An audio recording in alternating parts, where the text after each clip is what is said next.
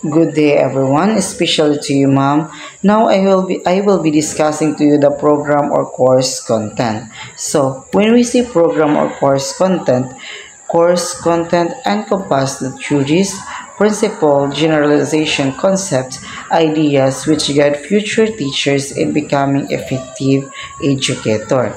Sa madaling salita, ito ay kinapapalooban ng teorya, prinsipyo, konsepto at idea na maaring maging gabay natin as a future teacher para tayo ay maging epektibong guro sa susunod na henerasyon kung tayo ay magtuturo na. At ang course content ay nahati sa tatlong cluster. Unang cluster is the professional education courses, pangalawa, major courses, pangatlo, electives. Now, I will be discussing first the professional education courses. So, professional education courses, these are courses that are common to all degree which will provide a foundation of becoming a teacher.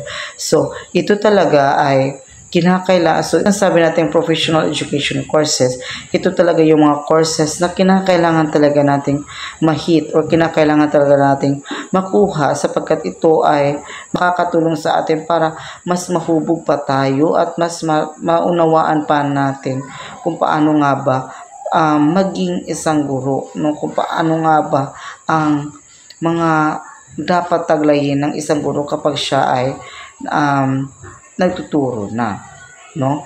At under sa professional education courses na to is yung foundation, theories, and concept. These components provide foundational knowledge from disciplines such as philosophy, psychology, history, and sociology. So, sa courses na to o sa programang ito, nakafocus po siya sa mga philosophy, psychology, history, at sociology. And under na mga subject dito is yung the child and adolescent learning principle, the teaching profession, the teachers and the community's cultures and organizational leadership, foundations of special and inclusive education. Pangalawa, pedagogical content knowledge. When we say pedagogical content knowledge, kung yung theories is nakafocus siya sa mga philosophy, sa mga psychology at saka sociology, dito naman sa pedagogical content knowledge is nakafocus siya sa teaching strategy, sa assessment method. Kung sa madaling salita, nakafocus siya sa mga estratehiya na dapat gawin ng isang guro at pag-at sa mga assessment, no, na dapat kung ano yung mga assessment na dapat gawin ng isang guro kapag siya ay nag-aaral. Yun yung ibig sabihin ng pedagogical content knowledge.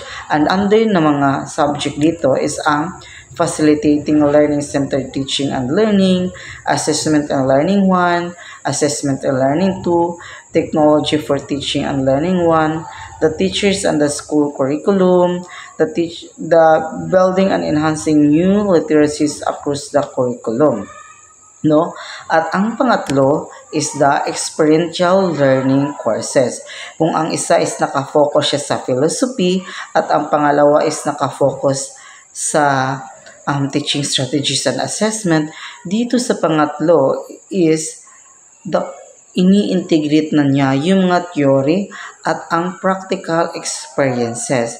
At under ng mga subjects sa courses na to is the field study 1, field study 2, at teaching internship. So dito sa courses na to, dito na ina-apply yung mga knowledge na natutunan natin mula sa ating pag-aaral, no?